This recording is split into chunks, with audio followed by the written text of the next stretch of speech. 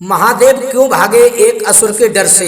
राधे राधे, जय श्री कृष्णा। दोस्तों, आज हम आपके लिए बहुत ही सुंदर एवं मार्मिक प्रसंग लेकर के आए हैं मित्रों। तो दोस्तों, यदि आपने अभी तक हमारे चैनल को सब्सक्राइब नहीं किया है तो चैनल को सब्सक्राइब अवश्य कर लें, क्योंकि आपका एक सब्सक्राइब हमारे लिए बहुत ही महत्वपूर्ण है। तो बने रहिए बिना स्किप किए हमारी वीडियो के अंत तक। दोस्तों, ये पौराणिक काल की बात है। उसी समय एक बृकासुर नाम का एक बहुत ही शक्तिशाली राक्षस हुआ था। उसी समय जब नारद जी पृथ्वी लोक में भ्रमण कर रहे थे तो उसी मार्ग से वह बृकासुर राक्षस जा रहा था, और उसने जैसे ही नारद जी को देखा तो उन्हें रास्ते में रोक लिया और बड़े आदर के साथ उनसे कहा कि हे देव ऋषि, आप बड़े अच्छे अवसर पर आए हैं। मैं आपसे एक परामर्श लेना चाहता हूँ कि ब्रह्मा विष्णु महेश में से कौन ऐसे देव हैं जो थोड़े से समय की तपस्या में ही जल्दी प्रसन्न हो जाते हैं। तब नारद जी को उसकी बातों से प्रतीत हो गया कि ये राक्षस अपनी मायावी शक्तियां बढ़ाने के लिए देवताओं की तपस्या करना चाहता है। तब नारद जी ने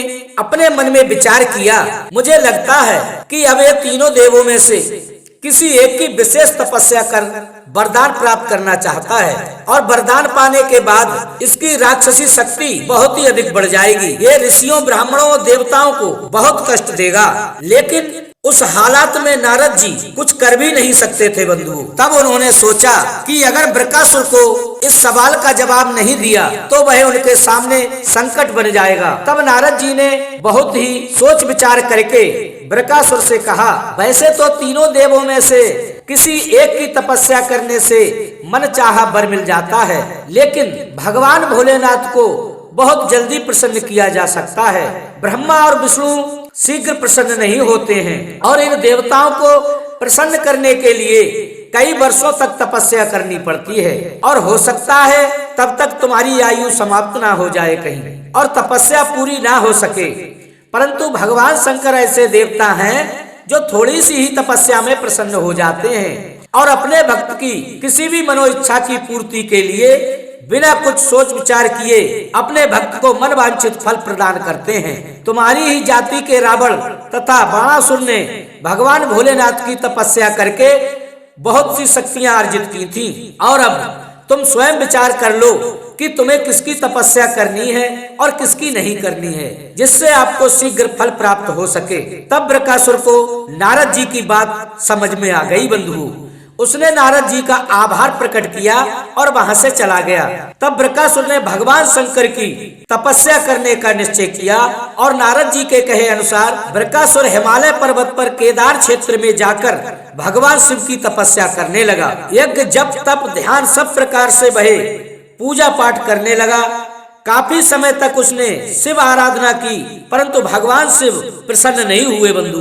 तो उसने कठिन तपस्या करनी प्रारंभ कर दी, और इस प्रकार तपस्या करते हुए काफी समय व्यतीत हो गया, लेकिन भगवान शिव फिर भी प्रसन्न नहीं हुए।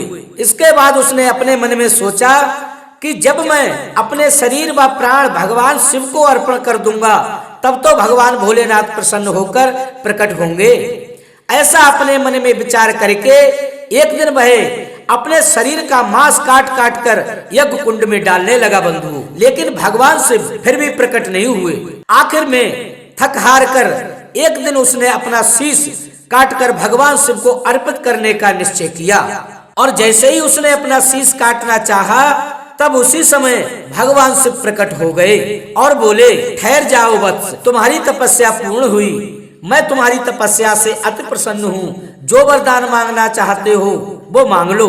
भगवान शिव को साक्षात अपने समक्ष देखकर बृकासुर ने अपने दोनों हाथ जोड़कर भगवान को प्रणाम किया और कहा कि हे प्रभु, नारद जी ने कहा था कि आप शीघ्र प्रसन्न होकर वर प्रदान करते हैं, लेकिन मैं तो इतनी वर्षों से आपकी तपस्या कर रहा था पर आप प्रकट नहीं हुए, और जब आज मैं अपने प्राणों की आहुति देने जा रहा था तब आकर आपने दर्शन दिए। प्रभु, आप शीघ्र प्रकट नहीं हुए, इसका क्या कारण है? इसका मतलब ये है कि नारद जी ने मेरे साथ छल किया। मैंने इतनी कठोर तपस्या की तब जाकर आप प्रकट हुए, तो मैं भी आपसे कोई बड़ा वरदान ही मांगूंगा प्रभु। तब बृकासुर ने कहा कि हे महादेव, आप कृपा करके मुझे मारण वर दीजिए। मैं जिस प्राणी के सिर पर हाथ रख दूं वो जलकर भस्म हो जाए। ऐसा मुझे वरदान दो। यदि आप प्रसन्न हो तो। बृकासुर की बात सुनकर भगवान शिव आश्चर्य में पड़ गए बंधुओं। उन्होंने बृकासुर की ऐसी इच्छा की कभी अपने मन में कल्पना भी नहीं की थी, मगर वे वचनबद्ध थे बंधुओं। वचन पूरा करना था, अन्यथा उनका वचन असत्य हो जाता। तब भगवान शिव ने बृकासुर से कहा, तुमने इतनी कठिन तपस्या की है और तुम इतना अनिष्ट करने वाला वरदान क्यों मांगना चाहते हो? तुम चाहो तो अपने कल्याण के लिए कोई दूसरा वरदान मांग लो। दूसरे का हित करने से अच्छा है तुम अपना ही हित कर लो। मैं तुम्हें अवसर देता हूँ, एक बार पुनः विचार कर लो। यदि तुम्हें विचार करने को समय चाहिए तो मैं कुछ समय तुम्हारी प्रतीक्षा कर लूंगा। बृकासुर भगवान शिव की कही हुई बात का अर्थ ही नहीं समझ पाया बंधुओं। उसे लगा कि भगवान शिव वरदान देना ही नहीं चाहते हैं, इसलिए तरह तरह की बातें बना रहे हैं। तभी उसे बहुत क्रोध आया और बोला कि मेरे साथ छल पर छल होता आ रहा है। पहले तो नारद जी ने झूठ बोला और अब आप प्रसन्न हुए हैं तो वरदान देने में आनाकानी कर रहे हो। क्या यही देव परंपरा है? अब आप स्वयं द्वारा स्थापित नियम भी भंग करेंगे। मुझे बस अपनी पसंद का वरदान चाहिए, मैं उसी में संतुष्ट हूँ। आप तो मुझे मारण वर ही दीजिए। तब भगवान शिव बोले, बृकासुर तुम्हारी तपस्या व्यर्थ नहीं जाएगी। तुमने बहुत कठिन वर की कामना से तपस्या की है, इसलिए तुम्हें तपस्या भी कठिन करनी पड़ी। जाओ, तुम जो वर चाहते हो वही तुम्हें प्राप्त होगा। तुम्हारी मनोकामना अवश्य पूर्ण होगी। इस प्रकार भगवान शिव ने बृकासुर को वह वरदान दे दिया जिसकी वह हट कर रहा था। तब भगवान शिव का वरदान पाकर वह असुर यही नहीं रुका बंधुओं, और उसकी आसुरी शक्ति प्रवृत्ति जागृत हो गई। उसने शिवजी से कहा कि नारद ने तो मेरे साथ छल किया है, अब मेरे मन में आपके दिए वरदान के प्रति शंका उत्पन्न हो गई है, इसलिए मैं वरदान की परीक्षा लेना चाहता हूँ कि आपका दिया हुआ वरदान मिथ्या तो नहीं है। इसलिए सबसे पहले मैं आपके सिर पर हाथ रखकर इस वरदान की आजमाइश करना चाहता हूँ कि इस वरदान में कितनी सत्यता है। बृकासुर की ये बात सुनकर भगवान शिव अपने ही द्वारा दिए वरदान के जाल में फंस गए बंधुओं। और बृकासुर के मुख से ये बात सुनते ही भोलेनाथ के होश उड़ गए। उनकी ये समझ में नहीं आ रहा था कि क्या करें और क्या नहीं करें। वे भली भांति समझ चुके थे कि ये राक्षस ना कुछ सुनेगा और ना ही कोई बात मानेगा। ऐसा अपने मन में विचार करके भगवान शिव ने भागना प्रारंभ कर दिया बंधु। भगवान शिव को भागता देखकर बृकासुर का क्रोध और अधिक बढ़ गया और वह भी भगवान शिव के पीछे पीछे भागने लगा और बोला, महादेव, देव ऋषि की तरह आपने भी मेरे साथ छल किया है। वरदान की परीक्षा के डर से क्यों भाग रहे हो? भगवान भूमंडल छोड़कर देवलोक पहुंच गए बंधुओं। बृकासुर भी अपनी आसुरी शक्ति के बल पर उनका पीछा करता रहा। ऋषि मुनि व समस्त देवगण असहाय होकर ये सब देखते रहे, पर करें तो करें क्या? भगवान शिव का वरदान उन्हीं पर भारी पड़ गया था। तब अंत में भगवान श्री हरि विष्णु के पास विष्णु लोक पहुँचे बंधुओं, और श्री हरि को अपनी सारी विपदा कह सुनाई और उनसे इस समस्या का निदान करने को कहा।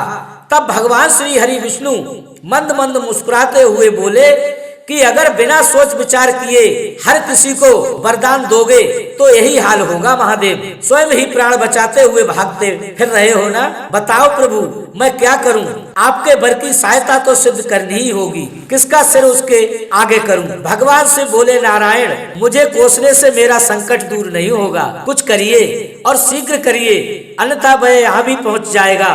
तब भगवान श्री हरि विष्णु ने योग माया से एक वृद्ध तेजस्वी ब्रह्मचारी का रूप धारण किया बंधुओं, और उस ओर चल दिए जिधर से बृकासुर आ रहा था। बहुत दूर जाने पर उन्हें बृकासुर आता हुआ दिखाई दिया। उन्होंने आगे बढ़कर उससे प्रणाम किया और बड़े प्रेम से पूछा कि हे सूर्य के तेज को लज्जित करने वाले परम तेजस्वी असुर, आप कहाँ भागे जा रहे हैं? इतनी जल्दी में क्यों हैं? आप जैसे परम वीरों के चलने मात्र से पृथ्वी कांपने लगती है, आकाश थर्राने लगता है।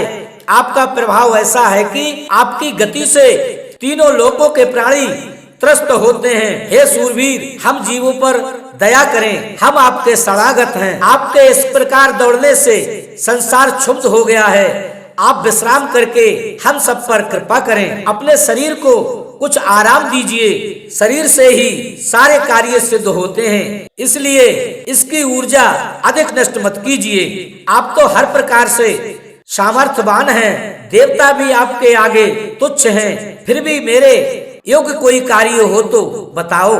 कई बार तुच्छ लोग बड़े कार्य सिद्ध कर देते हैं।